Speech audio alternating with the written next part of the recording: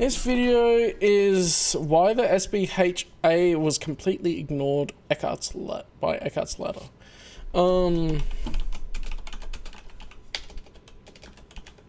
What was it again? Self-propelled heavy artillery. Yeah, I just didn't recognize the acronym.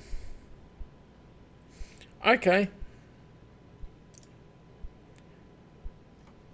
We need to talk about one of the most badass vehicles used by the Galactic Republic, the SPHA. Why didn't it appear in the Clone Wars? How did it really work? All that and more on today's video.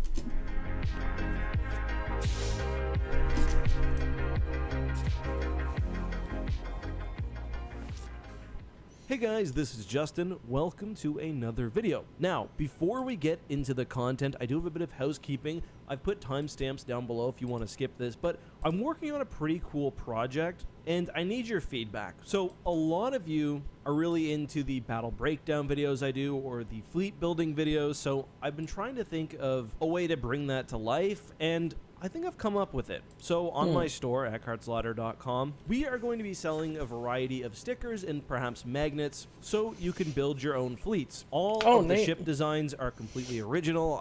Oh yeah, this was 2 weeks ago now. Partnered with an artist. Right now, we've only got 1 or 2 ships up. You can see, for example, the Imperial Star Destroyer. My goal is to keep... Yeah, it didn't even respond to me saying I don't do Discord things. Yeah, most likely a bot.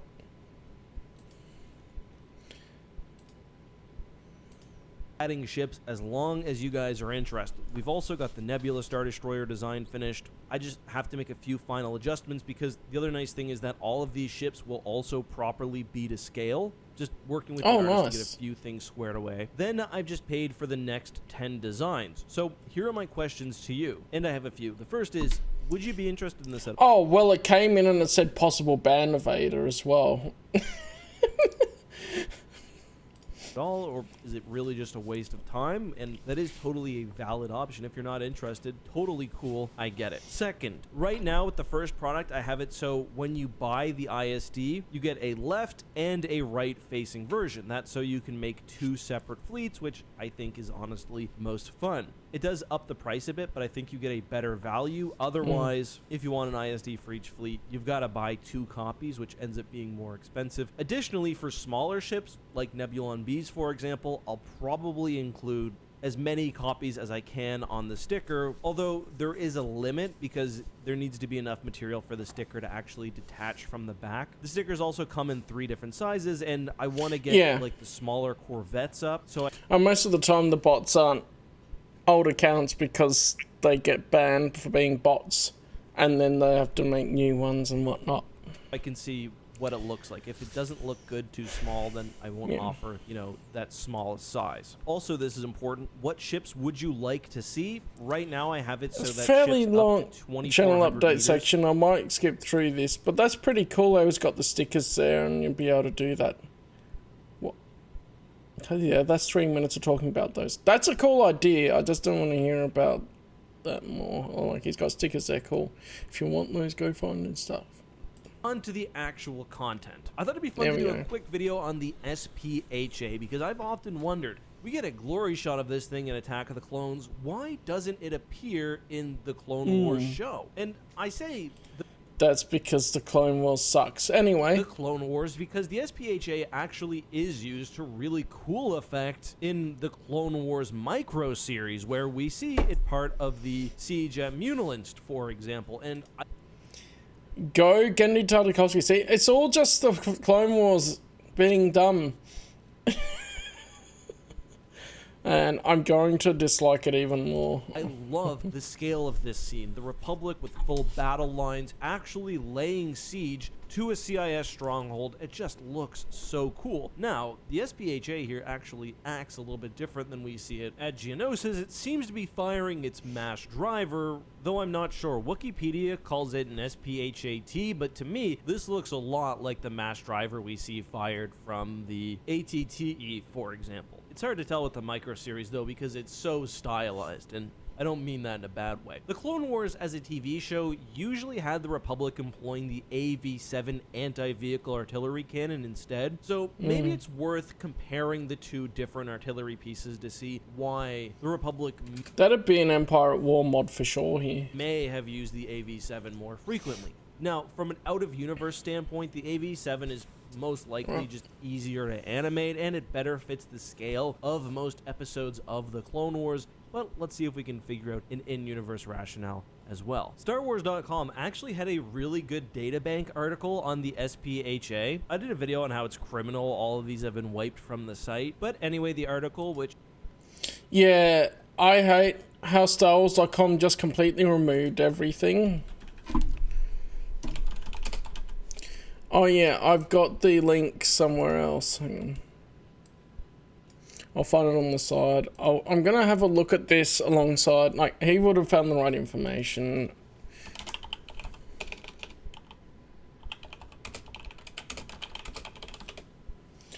But yeah, this one is where I would have a link to the data bank, whichever one this is.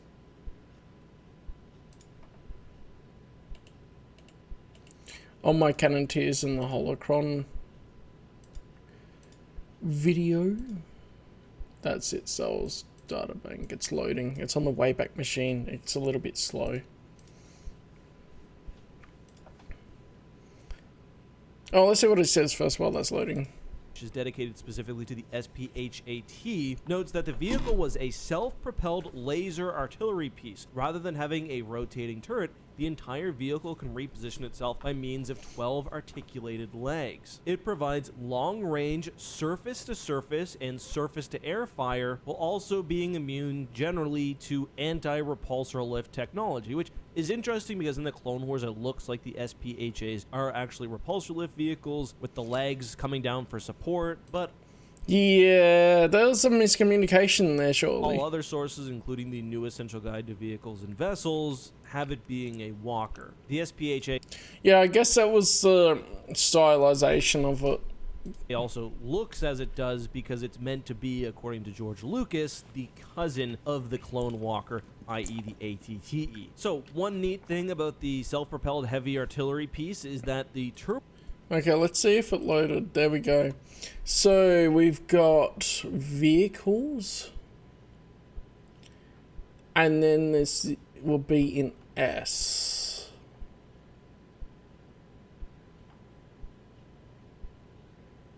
Self-propelled, yeah. SPHAT. Yeah, it's got turbo laser on the end of it.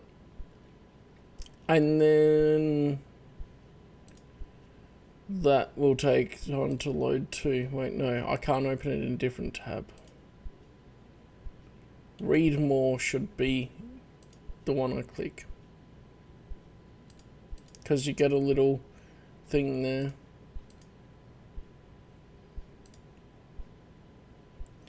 And then you get the self-propelled medium artillery instead of the heavy artillery. And yeah, so this is the heavy. This is the one that appeared in Attack of the Clones. And then I like how the data bank was set up with, like, from the movies, from the expanded universe, behind the scenes. Which is neat. This says the vehicle's central cannon is modular, allowing different artillery units to be fitted with different weapon types, such as ion cannons, anti-vehicle laser cannons, or concussion missile launchers. The turbo laser assembly was designed first, and it being the most power-intensive dictated the design specifications of the Walker carriage assembly. So yeah, that's it. And then this one... the medium one is only in the expanded universe, which is interesting.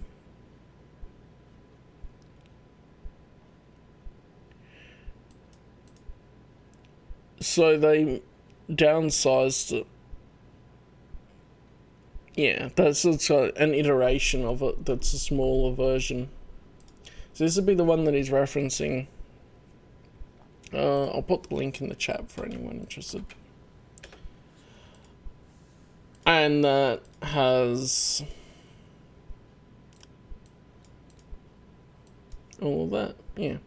I might chuck it in my Discord too so I can refer back to this exact link later when I'm putting this video on YouTube. Yeah. And here's where it says the entire vehicle can reposition itself by means of 12 articulated legs.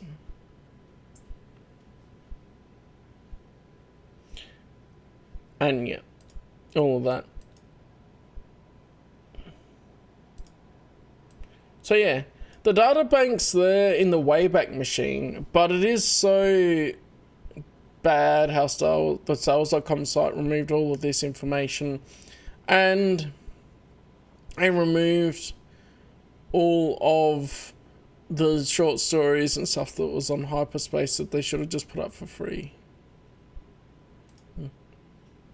Anyway.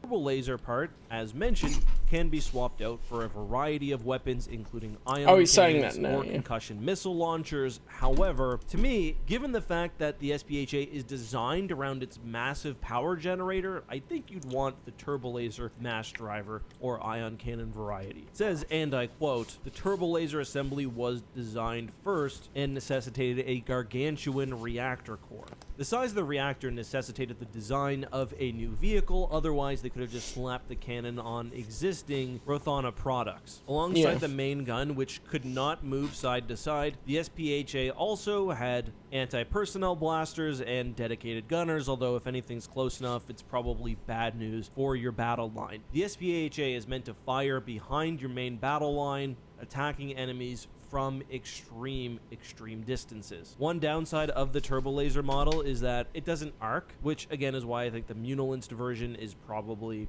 the mass driver. Additionally, the SPHA was not very maneuverable. It could not be moved nor dropped by LAT gunships. Rather, it had to be unloaded via an acclimator or venator. By the way, in both Legends and Canon, yes, that is an SPHA, which you can see ripping through CIS ships at the Battle of Coruscant, which speaks to its power, but...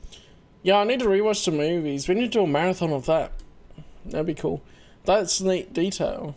It also was not repositioning or moving very quickly. Let's quickly compare the SPHA with the AV-7. The AV-7 was a much lighter single gunner artillery piece. It was also self-propelled, although on a repulsor lift, putting the legs down for stabilization before firing, and had a powerful shot easily capable of destroying most CIS vehicles. So why the AV-7? Well, I do think if we saw more long sieges in the Clone Wars or even more large battles like at Geonosis, the SPHA could have found use. But even at Christophsis, which is more of a traditional siege, the Republic used the AV-7. I just think it's more practical, especially in urban warfare. I think it's a lot easier to defend, to move, to chase the enemy with. Yes, it sacrifices power, but I think the SPHA is honestly overkill. If you need that sort of destructive potential, you're probably just going to rely on a capital ship, which has to drop the thing off anyway. I think the SPHA is also properly used in its turbo laser variant. Yeah, there's a few different Clone Wars mods for Empire at War. That's where you're getting the most juice out of the reactor with that long, continuous shot of energy. And I just think practically that's not a great weapon. Like, think about the Battle of Geonosis. Aside from taking out the fleeing vessels, when would that artillery have been useful, more useful than an AV-7? I can't think of too many targets, and attacking a fleeing ship in that way is kind of a niche use. You get less power with the AV-7, but it's more flexible, and I think if you want to use the SPHA like an actual artillery piece, arcing shots over your battle lines, then it seems to me like the generator probably isn't getting its use anyway. You might as well use the AV-7. So that, in my opinion, is a reasonable in-universe explanation for why the SPHA wasn't more commonly used. It's a lot of energy and a lot of cost in a somewhat niche vehicle, and with... Okay, I'm gonna just check this and then as well. Like, of course, it's not in the Clone Wars show.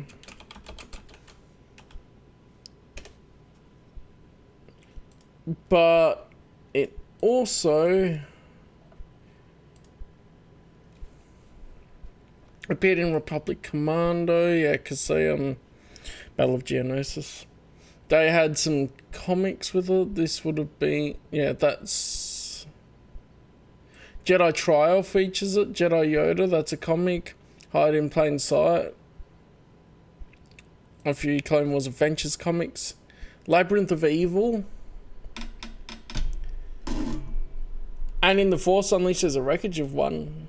So you do see it in a few Clone Wars things, like specific, but yeah, not used quite as commonly.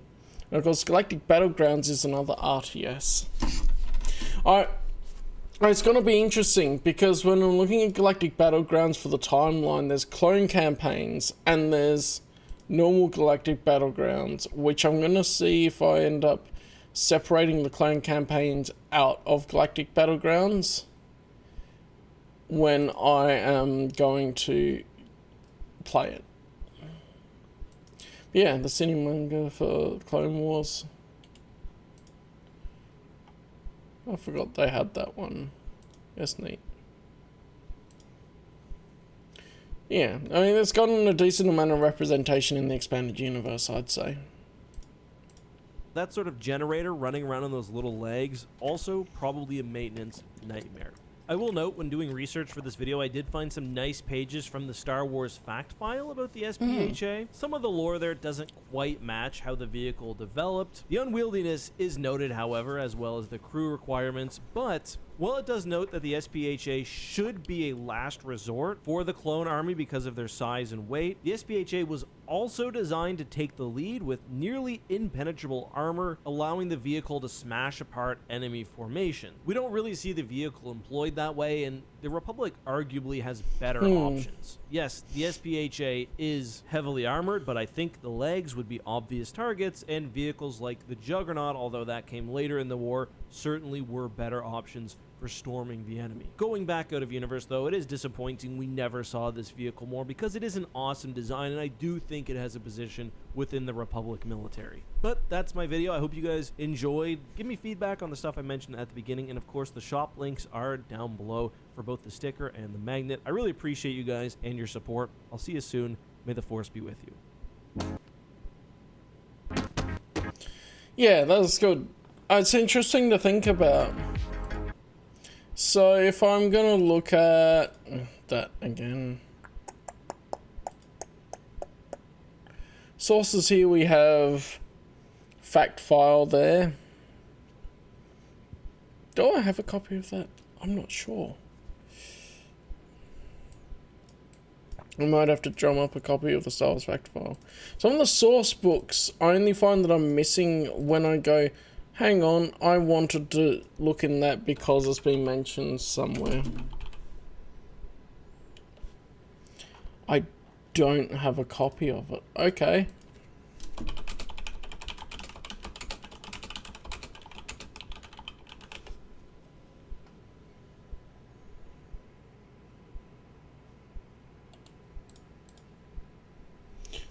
There's a download of it.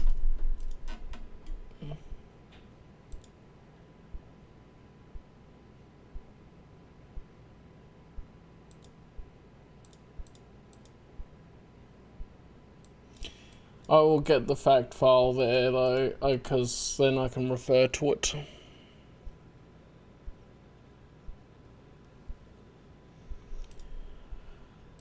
Neat. Okay. And then some Forces of Corruption expansion, official gang guide and stuff like that. Yeah. Interesting.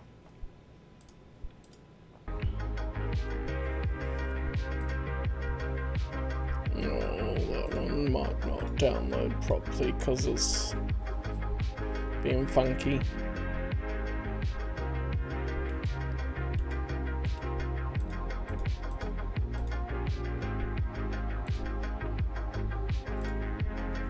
Yeah, so it's interesting finding some things and like, hang on a minute, I don't have a copy of that physically and I never ended up needing to look at it as a source book because I'm much more on getting the novels and comics. Maybe I should get a list of all the source books one time and